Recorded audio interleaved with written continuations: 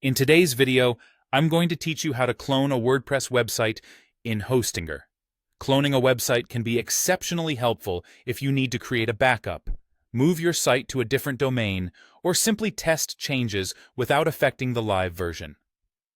By the end of this session, you'll have a clear understanding and the know-how to duplicate your WordPress site efficiently with Hostinger's hPanel. To start, we need to log in to hPanel. This is Hostinger's intuitive control panel, where you can manage your websites, domains, and various other hosting settings. Once you're logged in, direct your attention to the Websites section.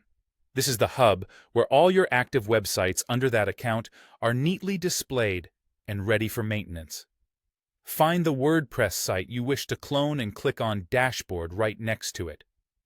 By accessing the dashboard, you're stepping into the heart of your website's control, where all critical functionalities are at your fingertips. Now, take a look at the sidebar. You'll find an option labeled Copy Website.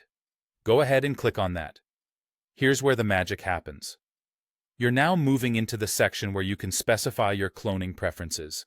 Under the Copy From field, ensure that the original site you want to duplicate is accurately selected. Precision at this stage is key to a successful duplication. Then direct your attention to the To field. Choose your desired destination, which could be another domain or a subdomain already associated with your account. These choices should reflect your hosting strategy and the intended purpose of your clone site. A word of caution. You'll notice a warning box in this section.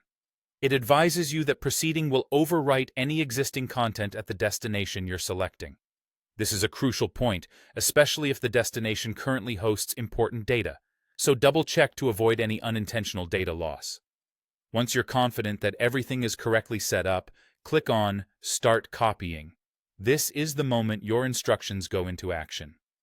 To manage your expectations, this process can take anywhere from a few minutes to potentially longer, depending on the size of your site.